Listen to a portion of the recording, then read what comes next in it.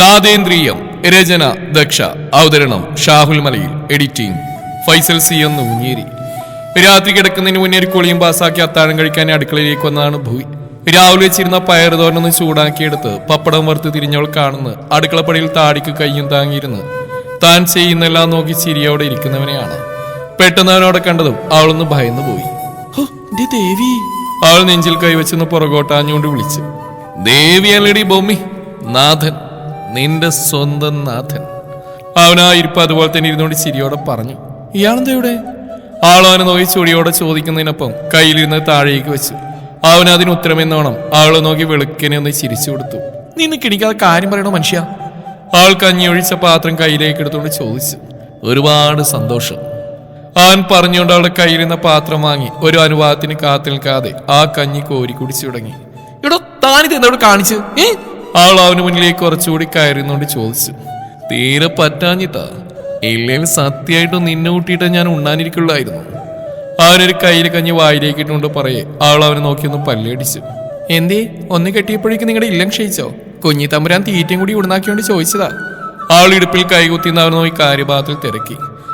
പകലന്തിയോളം ജോലി ചെയ്ത് ക്ഷീണിച്ചെന്ന ഭർത്താവിന് ഒരു നേരത്തെ ആഹാരം വിളമ്പുന്നതിന് ഇങ്ങനെയൊക്കെ ചോദിക്കണോടി ഭാര്യയെ? അവൻ അവളെ നോക്കി നിഷ്കളങ്ക ഭാവത്തിൽ തിരക്കി. ഉവ്വ്, അധ്വാനം എവിടെയായിരുന്നു നോക്കി മൂക്കിലേക്ക് വരുന്ന ഈ പരിമള അറിയാൻ എനിക്ക് മനസ്സിലായി. അവൾ അവനെ നിരുത്തി നോക്കിക്കൊണ്ട് പറഞ്ഞു. നല്ല സ്മെല്ലുണ്ടാ ഉണ്ടാ? അവൻ അവളെ നോക്കി തിരക്കി. അവളതിനൊന്ന് കടുപ്പിച്ച് മൂളിക്കൊണ്ട് ഒരു പിഞ്ഞാടത്തിൽ അല്പം പയറ് തോരനെടുത്ത് അവന്റെ അരികിലേക്ക് വെച്ചു കൊടുത്തു. താങ്ക്സ്. അവൻ പറഞ്ഞുകൊണ്ട് അതിൽ നിന്ന് അല്പം കോരി വായിലേക്ക് ഇട്ടു. അവൾ അത് നോക്കിക്കൊണ്ട് ഒരു പാത്രത്തിൽ അല്പം കഞ്ഞി വിളമ്പി ഒരു പലക വലിച്ചിട്ട് അതിലായിരുന്നു. അതെ, ലേശ അച്ചാർ കിട്ടുമോ? അവൾ ഇരിക്കാൻ കാത്തുന്നോട് അവൻ ചോദിച്ചു. അത് കേട്ടത് അവൾ അവനെ ഒന്ന് കണ്ണു കൂർപ്പിച്ച് നോക്കി. ഇല്ലായിരിക്കുമല്ലേ? സാറല്ല, ഇത് മതി, അഡ്ജസ്റ്റ് ചെയ്തോളാം. അവൻ പറഞ്ഞോണ്ട് അത് കോരി കുടിച്ചു. ഇല്ലത്തി വേണ്ടോളം കാണുമല്ലോ, പലതരത്തിലുള്ള.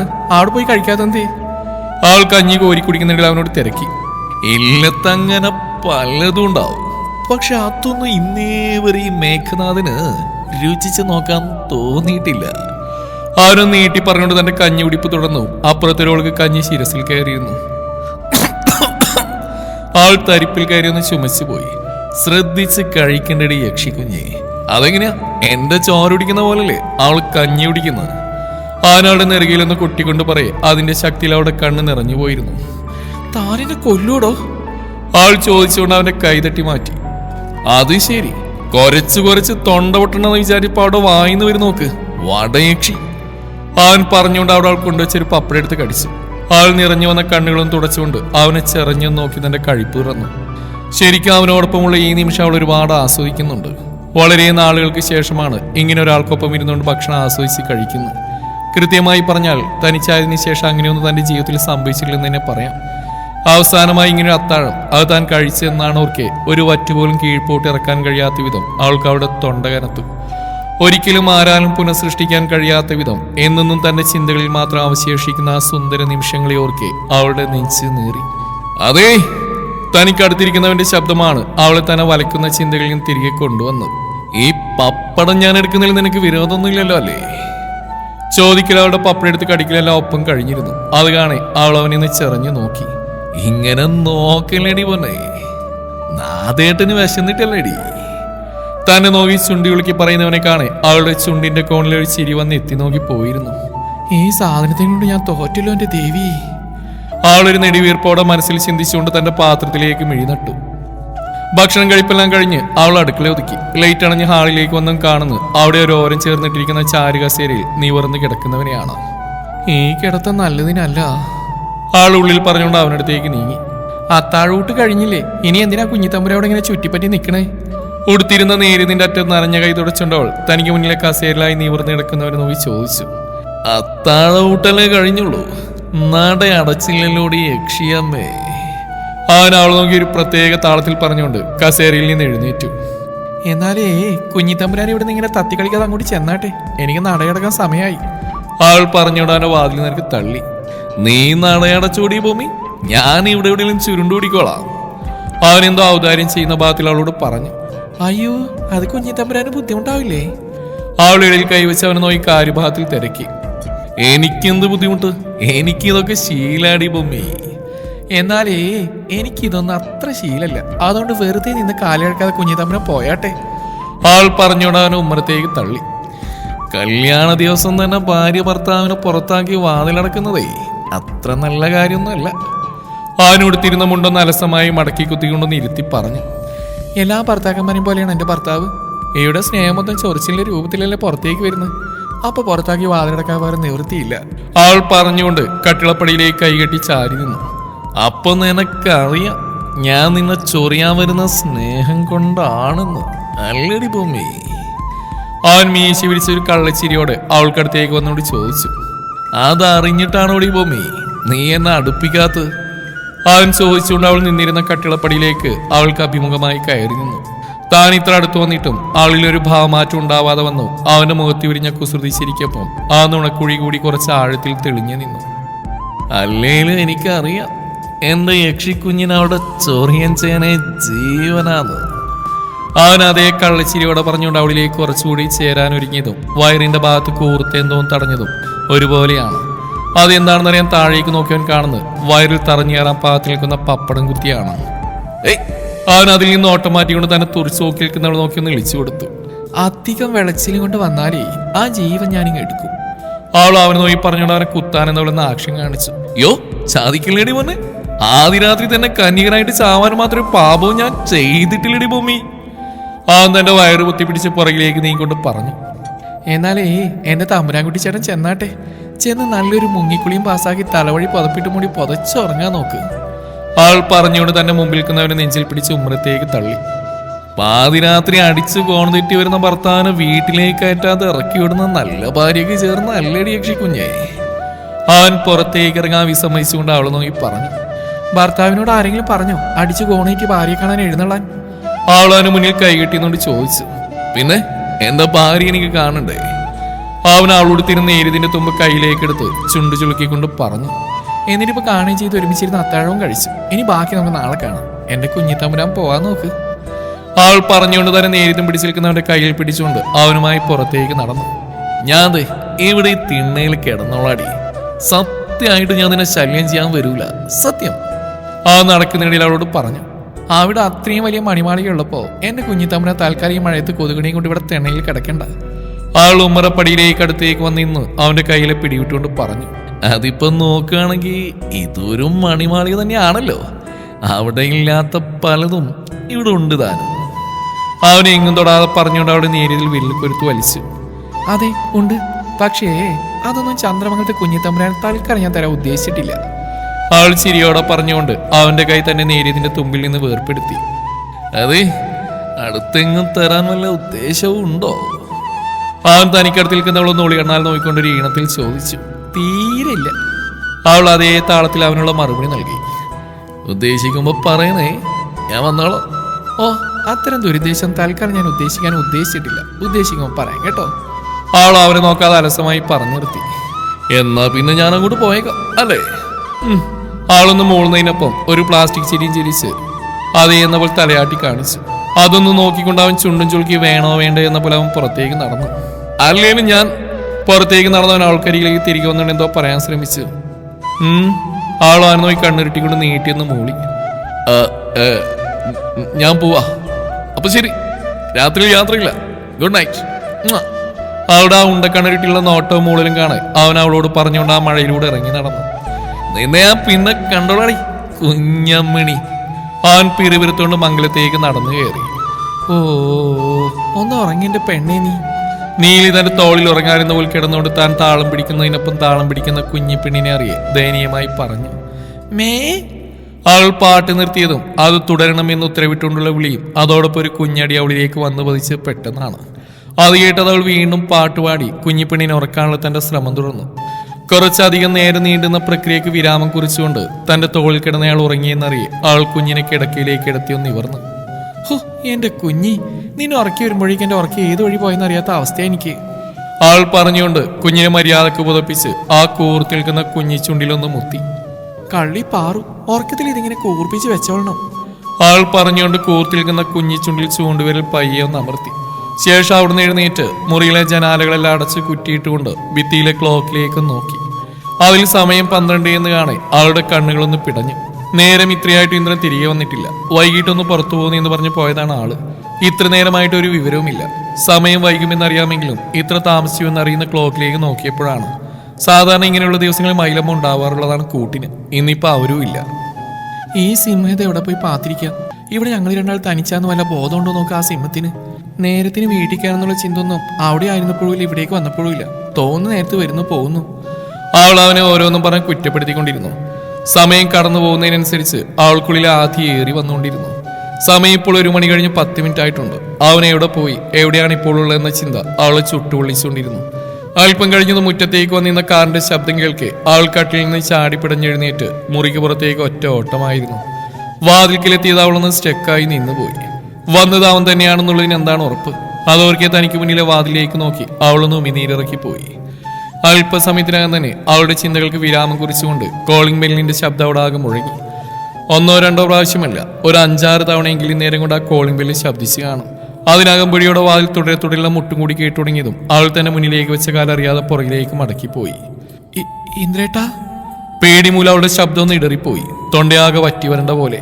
ഇന്ദ്രേട്ടാ? ഒരടി കൂടി പുറകിലേക്ക് വെച്ചുകൊണ്ട് നേരത്തെയും ശബ്ദമുയർത്തിയൊന്ന് വിളിച്ചു. എന്നാൽ ഇപ്രാവശ്യം പുറത്തുനിന്ന് യാതൊരു മറുപടി അവളെ തേടിയെത്തിയെന്നില്ലെന്ന് മാത്രമല്ല, വാതിലിലെ മുട്ടും കോളിംഗ് ബെല്ലും നേരത്തെയിലും ശക്തിയായി. ഇന്ദ്രേട്ടാ! അടുത്ത നിമിഷം അവൾ ആ വീട് മൊത്തം കേൾക്കാൻ പാകത്തിന് ഉച്ചത്തിലൊന്ന് വിളിച്ചതും ആ 2 ശബ്ദം സ്വിച്ചിട്ട പോലെ നിന്നു. അവിടെ നിന്ന് കൂവാതെ വന്ന് വാതിൽ തുറക്കടി പോത്തെ! അടുത്ത നിമിഷം പുറത്തുനിന്ന് അവന്റെ അലർച്ച കേൾക്കെ അതുവരെ മുള്ളുമുരിക്കിൽ നിന്നവളൊന്ന് നീട്ടി ശ്വാസം വലിച്ചു വിട്ടുകൊണ്ട് അടഞ്ഞു കിടന്ന വാതിൽ സാക്ഷ്യം മാറ്റി വലിച്ചു തുറന്നു. തനിക്ക് മുന്നിൽ 2 കൈയിലും കവറുകളുമായി നിൽക്കുന്നവനെ കണ്ടതും അവളെ അതുവരെ വരിഞ്ഞു മുറുക്കിക്കൊണ്ടിരുന്ന ഭയം ഒറ്റയടിക്ക് അവളെ വിട്ടൊഴിഞ്ഞു പോയത് അവൾ അറിഞ്ഞു. ഇത് എവിടെയായിരുന്നു ഇന്ദ്രേട്ടാ? ഞാൻ എത്ര പേടിച്ചു എന്നറിയോ? ഇത്രക്ക് വൈകി പോകുന്നതിന് മുന്നൊന്ന് പറഞ്ഞാലെന്താ? അവൾ ആകുലതയോടെ പറഞ്ഞുകൊണ്ട് അവന്റെ കൈത്തണ്ടയിൽ പിടിമുറുക്കി. എന്നാൽ അവൾ വാതിൽ തുറക്കുന്ന നിമിഷവും കാത്ത് ഉള്ളിലെ ദേഷ്യം ആളിക്കത്തിച്ച് അവളെ ചാടിക്കടിക്കാനെന്നവൾ നിന്നിരുന്നവൻ അവളിലെ പത്നീഭാവത്തിന് മുമ്പിൽ അടിപതറി നിന്നുപോയി. അവന് തന്റെ മുമ്പിൽ നിൽക്കുന്ന തന്റെ ഭാര്യയെ മതിമറം നോക്കി. അവൾ തന്റെ ആകുലതകളെല്ലാം തനിക്ക് പകുത്തു നൽകുകയാണ്. അവളിലെ ഈ ഭയവും ആകുലതയും അത് തന്നെ ഓർത്തുകൊണ്ടുള്ളതാണ്. ആ കണ്ണുകളിലെ പെടച്ചിൽ ഉൾപ്പെടെ അവളിൽ ഇപ്പോൾ വെളിവാകുന്ന സകലമാന മാറ്റങ്ങൾക്കും അടിസ്ഥാന കാരണം അത് താനാണെന്നോർക്കെ അവൻ അവളെ ഒന്ന് നെഞ്ചോട് ചേർത്ത് പൊതിഞ്ഞു പിടിക്കാൻ തോന്നിപ്പോയി. ഞാൻ വിചാരിച്ചു വേറെ ആരാണ് വന്നേന്ന്. ഞാൻ 2 തവണ വിളിച്ചിട്ട് ഇന്ദ്രേട്ടൻ മറുപടി ഒന്നും പറയാതായപ്പോ ഞാൻ ശരിക്കും പേടിച്ചു കേട്ടോ. അവൾ തന്റെ മനസ്സിലെ വ്യതകളെല്ലാം അവനിലേക്ക് പകരുന്ന തിരക്കിലാണ്. അതിനിടയിൽ മുന്നിൽ നിൽക്കുന്നവനെയോ അവന്റെ കണ്ണുകളിലെ ഭാവമോ ഒന്നും അവൾ ശ്രദ്ധിക്കുന്നില്ലെന്ന് തന്നെ പറയാം. എവിടേക്കാണെങ്കിലും ഒന്ന് പറഞ്ഞിട്ട് പോയിക്കൂടെ ഇന്ദ്രേട്ടാ? കുറച്ചു നേരം കൂടി കഴിഞ്ഞത് ഞാൻ പേടിച്ച്. ഇനി പറഞ്ഞോളാം. അവളെ പറഞ്ഞു മുഴുമിക്കാൻ അനുവദിക്കാതെ അവൻ തന്റെ കയ്യിൽ മുറുക്കി പിടിച്ചിരുന്ന അവളുടെ കൈകൾക്ക് മുകളിൽ ഒന്ന് കൈയമർത്തിക്കൊണ്ട് അത്രയും മൃദുവായി പറയേ. അവന്റെ വാക്കുകളിൽ പെട്ടെന്ന് കൈവന്ന ആർദ്രതയിൽ കുടുങ്ങിയെന്ന പോൽ അവൾ അവനെ ഒന്ന് അതിശയത്താൽ നോക്കി നിന്നുപോയി. നീ കഴിച്ചോ? അവനകത്തേക്ക് കയറിക്കൊണ്ട് അവളോട് തിരക്കി. കഴിച്ചു. ഇന്ദ്രേട്ടൻ കഴിച്ചോ? അവൻ അതിനൊന്ന് മൂളിക്കൊണ്ട് മുകളിലേക്കുള്ള പടികൾ കയറി. അവൻ പോയ വഴിയൊന്ന് നോക്കിയ ശേഷം ഉമ്മറവാതിലടച്ച് കുറ്റിയിട്ടുകൊണ്ട് അവൾ അവന് പുറകെയായി മുകളിലേക്ക് പടി കയറി. മുറിയുടെ വാതിൽ തുറന്ന് അകത്തേക്ക് കയറി അവൻ കാണുന്നത് ബെഡിൽ സുഖനിദ്രയിൽ ആണ്ടുപോയെന്ന പോൽ കിടക്കുന്ന കുഞ്ഞിനെയാണ്. ദാ ഇത് പിടിച്ചോ. അകത്തേക്ക് കയറിയവൻ തന്റെ കയ്യിലുണ്ടായിരുന്ന കവറുകൾ അത്രയും അവൾക്ക് മുന്നിലേക്ക് നീട്ടിക്കൊണ്ട് പറയെ അവൾ അവനെ നെറ്റി വിളിച്ച് നോക്കി. നിനക്ക് മോൾക്കും കുറച്ച് ഡ്രസ്സും സാധനങ്ങളും വാങ്ങിയതാ. അവനൊരു അരസഭാവത്തിൽ പറഞ്ഞുകൊണ്ട് അവൾക്ക് നേരെ നീട്ടിപ്പിടിച്ചു. ഇതെന്താ ഇപ്പൊ പെട്ടെന്ന് ഇങ്ങോട്ട് വന്നല്ലേ കുറേയേറെ സാധനങ്ങൾ വാങ്ങിയത്? അതെന്നെ ഇട്ട് തീർന്നിട്ടില്ല. അവൾ ആശ്ചര്യഭാവത്തിൽ അവനെ നോക്കി പറഞ്ഞു. നിനക്കിത് പിടിക്കാൻ പറ്റുമെങ്കിൽ പിടിക്ക്, ഇല്ലാച്ച വേണ്ട. അവനവളെ ചോദ്യം ചെയ്യൽ കേട്ടതും വന്ന ചളിപ്പ് മറക്കാനെന്ന പോലെ ഇത്തിരി കടുപ്പിച്ച് പറഞ്ഞു. അത് കേട്ടത് അവൾ വേഗം കയ്യിലേക്ക് വാങ്ങി. ഞാനൊന്ന് കുളിച്ചിട്ട് വരാം, നീ കിടന്നോ. അവൻ പറഞ്ഞുകൊണ്ട് ഇട്ടിരുന്ന ഷർട്ടിന്റെ ബട്ടൺസ് ഓരോന്നായി അഴിച്ച് കുളിമുറിയിലേക്ക് കയറി. ഈ സിംഹത്തിന് ഇത് എന്താ പറ്റിയേ? ഇന്നാകെ താളം തെറ്റിലാണല്ലോ. കാര്യമായിട്ട് എന്തോ സംഭവിച്ചിട്ടുണ്ട്. അവൾ ചിന്തിച്ചുകൊണ്ട് കയ്യിലേക്ക് അവർ ഓരോന്നായി അലമാര തുറന്ന് അതിലേക്ക് വെച്ച് പൂട്ടി. ശേഷം കുഞ്ഞിനരികിലായി ബെഡിൽ സ്ഥാനം പിടിച്ചു. അവളുടെ ചിന്തകൾ അത്രയും ഇന്ദ്രനെ ചുറ്റിപ്പറ്റിയുള്ളവയായിരുന്നു. ഇന്നത്തെ അവന്റെ ഓരോ പ്രവൃത്തിയും ഓർക്കും തോറും അവളുടെ മനസ്സിൽ ഓരോ പുതിയ ചോദ്യങ്ങളായി ഉയർന്നു വരാൻ തുടങ്ങി. അവയ്ക്കെല്ലാം പുറകെ ഒരു ഉത്തരത്തിനെ അലയുന്ന തന്റെ മനസ്സിനെ അറിയെ അവൾ അതിനെങ്ങനെ നിയന്ത്രിക്കുമെന്നറിയാതെ ഉഴറി. ചിന്തകളുടെ ആഴങ്ങളിലേക്ക് ഊളിയിട്ടവൾ ഉറക്കം കീഴടക്കി തുടങ്ങിയ തന്റെ കൺപോളകൾ അടക്കാൻ ഒരുങ്ങിയതും നീ കിടക്ക്. പുറകിൽ നിന്ന് കേട്ട ഉറച്ച സ്വരത്തിൽ അവ വീണ്ടും വലിച്ചുറക്കപ്പെട്ടു. നീലി. അവന്റെ ശബ്ദം വീണ്ടും കാതുകളെ പുൽകിയതും അവൾ കുഞ്ഞിനരിയിലേക്ക് നീങ്ങിക്കിടന്നു. തനിക്ക് പുറകിൽ അറിയുന്ന അവന്റെ ശരീരത്തിന്റെ തണുപ്പിൽ അവൾ ഒന്നുകൂടി പുതപ്പിനുള്ളിലേക്ക് ചുരുണ്ടു. അവൻ തനിക്കരികിലേക്ക് കിടക്കുന്നവളിലേക്ക് അല്പം കൂടി നീങ്ങി കിടന്നുകൊണ്ട് അവൾ പുതച്ചിരുന്ന പുതപ്പിനുള്ളിലേക്ക് നൂണ്ടു കയറി. അവന്റെ ആ നീക്കമറിഞ്ഞവൾ അതെന്തിനുള്ളതാണെന്ന് മനസ്സിലാക്കിക്കൊണ്ട് തന്റെ കണ്ണുകളൊന്ന് ഇറുക്കി അടച്ചു. അവൾ പ്രതീക്ഷിച്ച പോലെ അധികം വൈകാതെ തന്നെ കൈകൾ അവളുടെ ഉദരത്തെ പൊതിഞ്ഞ്. കുറച്ചു ദിവസമായി അവന്റെ ഭാഗത്തുനിന്നുള്ള ഈ ചെറിയ പ്രവൃത്തി ഒരു പതിവാണെങ്കിലും അത് അവളിൽ സൃഷ്ടിക്കുന്ന ചലനങ്ങൾ വലുതായിരുന്നു. അതിന്റെ പ്രത്യാഘാതം എന്നോണം പതുങ്ങി കേട്ടുകൊണ്ടിരുന്ന അവളുടെ ഹൃദയതാളം കുറച്ചുകൂടി ഉച്ചത്തിൽ അവൾക്ക് കേൾക്കാമെന്നായി. നീ കുളിച്ചോ? അവൻ അവളുടെ ചെവിക്കരികിലേക്ക് മുഖടുപ്പിച്ചുകൊണ്ട് ചോദിക്കുന്നതിനൊപ്പം അവൾ തനിക്കരികിലേക്ക് കുറച്ചുകൂടി വലിച്ചേർത്ത്. അവന്റെ ആ പ്രവൃത്തി ഏൽപ്പിച്ച ആഘാതത്തിൽ അവളൊന്ന് വിറച്ചുകൊണ്ട് മൂളിപ്പോയി. എന്നിട്ടൊന്ന് ഈ നനഞ്ഞ മുടി ഇങ്ങനെ കെട്ടിവെച്ചിരിക്കുന്നു. ചോദിക്കൽ അവളുടെ അമ്മ കെട്ടിവെച്ച മുടി അഴിച്ചിലൊപ്പം കഴിഞ്ഞിരുന്നു. അവന്റെ ആ പ്രവൃത്തിയിൽ അവളുടെ കണ്ണുകളൊന്ന് ചെറുതായി മിഴിഞ്ഞു. ഇനി മേലാൽ ഇങ്ങനെ ഉണങ്ങാതെ മുടിയും കെട്ടിവെച്ച് കിടക്കിലേക്ക് കിടന്നാലുണ്ടല്ലോ. ചെവിയിലേക്ക് അരിച്ചിറങ്ങുന്ന അവന്റെ ശബ്ദം കേൾക്കെ അവൾ തന്റെ കണ്ണുകൾ ഇറുക്കി അടച്ചു. നാളെ ഇതുപോലെ കാത്തിരിക്കാൻ നിൽക്കണ്ട, മുന്നിലെ ഡോർ താക്കോൽ വെച്ച് ലോക്ക് ചെയ്ത് നീ കിടന്നോ. അവൻ കാര്യം അവളോട് പറഞ്ഞു. തൊട്ടു മുമ്പ് അടഞ്ഞുപോയ അവളുടെ കണ്ണുകൾ അവൾ പിടപ്പോടെ തുറന്നിരുന്നു. അതെന്താ? അവൾ അവനെ തിരിഞ്ഞോക്കാതെ തിരക്കി. വെറുതെ എന്തിനാ എന്നെ കാത്തിരുന്ന് നിന്റെ ഉറക്കം കളയുന്നു? നീ ഉറങ്ങിക്കോ, ഞാൻ വരുന്നവരെ നോക്കി. അതെന്താ അങ്ങനെ? ഞാനിന്ന് അങ്ങനെ പെരുമാറിയതുകൊണ്ടാണോ? അവൾ അവന്റെ പെട്ടെന്നുള്ള സംസാരം കേട്ടത് ഉദ്യോഗത്തോടെ തിരക്കി. എന്താ? അവൻ കാര്യം മനസ്സിലാവാതൊന്ന് മുഖം ചുളിച്ചുകൊണ്ട് അവളോട് ചോദിച്ചു. സത്യമായിട്ട് ഞാൻ പേടിച്ചിട്ടാ ഇന്ദ്രേട്ടാ, അല്ലാതെ മനഃപൂർവ്വം വാതിൽ തുറക്കാതിരുന്നല്ല. അവൻ താൻ വാതിൽ തുറക്കാൻ വൈകിക്കൊണ്ടാണ് അങ്ങനെ പറഞ്ഞെന്ന് തോന്നിയ നിമിഷം അവൾ അവനോടൊരു പരിങ്ങിലോടെ പറഞ്ഞു. അതിന് ഞാനൊന്നും പറഞ്ഞില്ലല്ലോ. അവൻ കൂസില്ലാതെ പറഞ്ഞുകൊണ്ട് അവളുടെ മുടിയിലെ ഗന്ധം ആസ്വദിച്ചു. ഞാനിനി ആവർത്തിക്കില്ല. അവൾ അവനോടൊരു വിക്കലോടെ പറഞ്ഞു. ആവർത്തിച്ചാൽ നിനക്ക് തന്നെയാ ദോഷം. അവൻ ഏതോ ലോകത്തെന്ന പോലെ അവളുടെ മുടികളിൽ നിന്ന് വരുന്ന ഗന്ധത്തിൽ മയങ്ങിക്കൊണ്ട് അവൾക്കുള്ള താക്കീം നൽകി. ഇല്ലെങ്കിൽ എനിക്ക് ഉറക്കം വരില്ല, അതാ. അവളൊരു പരിങ്ങലോടെ പറഞ്ഞു. അതിന് എന്റെ ഉറക്കം കളയണോ? അവൻ അവളുടെ അഴിഞ്ഞിടുന്ന മുടി അല്പം എടുത്ത് മൂക്കിലേക്ക് അടുപ്പിച്ചൊന്ന് ആഞ്ഞു ശ്വസിച്ചുകൊണ്ട് പറഞ്ഞതും ഇതൊന്നും അറിയാതെ അവൻ എതിർവശം ചെരിഞ്ഞെടുക്കുന്നവരുടെ മുഖം അവന്റെ ആ മറുപടിയിലൊന്ന് ചുളിഞ്ഞു പോയിരുന്നു. എന്താ ഇന്ദ്രേട്ടാ? അവൾ അവന്റെ മറുപടി കേൾക്കി അവനോട് തിരക്കി. ഇങ്ങനെ രാത്രി തല നനച്ച് കുളിക്കുന്നത് ശരീരത്തിന് കേടാന്നറിയില്ല നിനക്ക്? അവൻ പറഞ്ഞുകൊണ്ട് അവളെ തന്നിലേക്ക് ഇത്തിരി കൂടി ചേർത്ത് വെച്ചു. എനിക്കത് ശീലായി പോയി, ഇയാച്ച ഉറങ്ങാൻ പറ്റില്ല. അവൾ വിക്കലോടെ അതിനുള്ള മറുപടി നൽകി. ശീലങ്ങളൊക്കെ തെറ്റ് അധികം നാൾ വേണ്ട. ഇവിടുത്തെ കാലാവസ്ഥയിൽ ഈ ശീലം തുടർന്നാ പിന്നെ 4 നേരം കുളിച്ചാലും നിനക്ക് ഉറങ്ങാൻ പറ്റിയെന്ന് വരില്ല. അവൻ അവളെ തന്നിലേക്ക് കൂടുതൽ ചേർത്തുകൊണ്ട് പറയേ അവൾ അവൻ പറഞ്ഞ വാക്കുകൾ ഗ്രഹിക്കാനാവാതെ അവന്റെ കൈക്കുള്ളിൽ അങ്ങനെ കിടന്നുപോയി. നമ്മൾ വിചാരിച്ച പോലെയല്ലട കാര്യങ്ങൾ. ഇവിടെ നമുക്കറിയാത്ത എന്തൊക്കെയോ ചീഞ്ഞു നാറുന്നുണ്ട്. ജിത്തു ബാർക്കിൽ നിന്ന് ഫോൺ ചെയ്തുകൊണ്ട് അങ്ങേ തിരക്കുള്ള ആളോട് കാര്യമായി പറഞ്ഞു. കുറച്ചു നാളായി എന്റെ തന്തപ്പിടിയാ കളവനും കൂടി എന്തോ കാര്യമായിട്ടുള്ള ഗൂഢാലോചനയില്ല. കാര്യമായിട്ട് എന്തോന്ന് അവരെല്ലാവരിൽ നിന്ന് മറച്ചു പിടിക്കുന്നുണ്ട്. അവൻ കുറച്ച് ദിവസമായി തന്റെ കൺമുമ്പിൽ അരങ്ങേറിയ ചില കാഴ്ചകൾ ഓർമ്മയിൽ അവനോട് പറഞ്ഞു. ആദ്യം തന്നെയാണെങ്കിൽ നീ അതിന്റെ പുറകെ പോയ എത്രയും വേഗം തിരികെ വരാൻ നോക്ക്. ഒരാഴ്ച എന്ന് പറഞ്ഞു പോയിട്ട് ഇപ്പൊ നാളെ എത്രയായെന്നറിയ നിനക്ക്? ഫോണിന്റെ മറുകൾക്കുന്ന അവനോട് ചോദിച്ചു. പെട്ടെന്നൊരു തിരികെ വരവ് അതടുത്തൊന്നും ഉണ്ടാവില്ല. അത് ഞാൻ നിന്നോട് പറഞ്ഞല്ലേ. ജിത്തു നീ എന്താ മനസ്സിൽ കണ്ടിരിക്കുന്നത് എനിക്കറിയില്ല. അതെന്ത് തന്നെയാലും അതൊരിക്കലും നിനക്ക് തന്നെ വിനയായി വരാൻ നീ സൂക്ഷിച്ചോ. എല്ലാ കാലവും എല്ലാവരും രാജാവായിട്ട് ഇരിക്കില്ലടാ. ഒരു സമയം വരുമ്പോൾ ഭരിക്കുന്നത് എത്ര വലിയ രാജാവാണെങ്കിൽ പോലും കിരീടവും ചെങ്കോലും അടുത്തയാൾക്ക് കൈമാറിയ മതിയാവും. അവൻ എന്തോ മുന്നിൽ കണ്ടെന്ന പോലെ പറഞ്ഞു. പക്ഷേ ഇവിടെ നിനക്കെതിരെ നിൽക്കുന്നവൻ ഇന്ദ്രനാ. അവനെ മറികടന്നതെല്ലാം സ്വന്താക്കുക എന്നുള്ളത് അത് നിന്നെ സംബന്ധിച്ചിടത്തോളം അത്ര എളുപ്പം സാധിക്കുന്ന ഒന്നല്ല. ഏത് രാജാവിനും അടിപതറുന്നൊരു നിമിഷം ഉണ്ടാവുകടാ. അന്ന് ആ ദിവസം അവൻ എൻ്റെ കൈക്കുള്ളിൽ കിടന്ന് പിടയും. അവൻ മാത്രമല്ല അവളും. അവൻ എനിക്ക് നിഷേധിച്ചത് അത്രയും ഒറ്റ ദിവസം കൊണ്ട് എനിക്ക് സ്വന്തമാക്കണം. അതിൽ ആദ്യത്തേത് അവളായിരിക്കണം, നീലി. അവൻ അവളെന്ന് മനസ്സിൽ നിറച്ചുകൊണ്ട് പറയേ അടുത്ത നിമിഷം അവളെ പിന്തള്ളിക്കൊണ്ട് മറ്റൊരു രൂപം കൂടി അവന്റെ കണ്ണുകൾക്ക് മുമ്പിൽ തെളിഞ്ഞു വന്നു. എടാ നിനക്ക് ഒരു തവണ എന്റെ കയ്യിൽ നിന്ന് കിട്ടിയൊന്നും പോരായിട്ടാണോ വീണ്ടും നീ ആ പെണ്ണിന്റെ പുറകെ പോകുന്നത്? അപ്പുറം അവന്റെ ആ സംസാരം തീരെ ഇഷ്ടപ്പെടാത്ത പോലെ ചോദിച്ചു. അവള് മാത്രമല്ല, അതുപോലെ ഒന്നിനെ കൂടി ഞാൻ ഇവിടെ കണ്ടുവച്ചിട്ടുണ്ട്. മിക്കവാറും തിരികെ വരുമ്പോ എനിക്കൊപ്പം അവള് കൂടെ കാണും. അവൻ അന്നത്തെ അടിയുടെ ഓർമ്മയെന്നോണം തന്റെ കവിളിലൊന്ന് തടവിക്കൊണ്ട് പറയേ മറുതൽക്കുന്നവനൊന്ന് പല്ലടിച്ചിരുന്നു. നീ എന്തോ ചെയ്യും അവസാനം ചെയ്തു കൂട്ടി എന്നൊക്കെ പറഞ്ഞോളം നിന്നെ തെക്കേട്ടെടുക്കേണ്ട അവസ്ഥ വരരുത്. എനിക്കത്രേ പറയാനുള്ളൂ. നീ നോയിക്കോടാ, ഇപ്രാവശ്യത്തെ ഉത്സവം കൊടിയിറങ്ങുന്നത് നാൽപ്പാട്ട ചെറിയമ്പ്രാന്റെ പട്ടട ഒരുക്കിക്കൊണ്ടായിരിക്കും. അവൻ ആ നിമിഷം മുന്നിൽ കണ്ട പോലെ ഒന്ന് മുരണ്ടു. അവസാനം അതിൽ നീ ചുട്ടിയാമ്പളാന്ന് എനിക്ക് നോക്കിക്കേണ്ട അവസ്ഥ വരരുത്. ഞാനത്രേ പറയുന്നുള്ളൂ. അവൻ പറഞ്ഞുകൊണ്ട് തന്നെ ഫോൺ കട്ടാക്കി. അവന്റെ ആ സംസാരം കേൾക്കെ അത് കേട്ടുന്നവന്റെ ചുണ്ടിൽ അതൊരു പുച്ഛം വിരിയിച്ചു. ഇപ്രാവശ്യം നിന്നെ മുച്ചൂട് നശിപ്പിച്ചിട്ട് എനിക്കൊരു മടങ്ങി പോക്കുള്ളൂ ഇന്ദ്ര. അതിന് ആരൊക്കെ തടസ്സം നിന്നാലും നിന്റെ അന്ത്യം അത് ഞാൻ എൻ്റെ കൈകൾ കൊണ്ടായിരിക്കും വിധിക്കുക. അവൾക്കൊപ്പം ആടിത്തിമിർത്ത് നീ വാ. എന്നിട്ട് വേണം നിന്നെ ഇനി ഒരു മടങ്ങി വരവില്ലാത്തടത്ത് എനിക്ക് പറഞ്ഞേക്കാൻ. ആൻ തനിക്ക് മുമ്പിൽ കാണുന്ന ഇരുട്ടിലേക്ക് മിഴിനട്ട് മുരളുന്ന പോലെ എന്ന് പറഞ്ഞു. തുടരും ഈ കഥയുടെ ബാക്കി ഭാഗം നാളെ ഇതേ സമയം.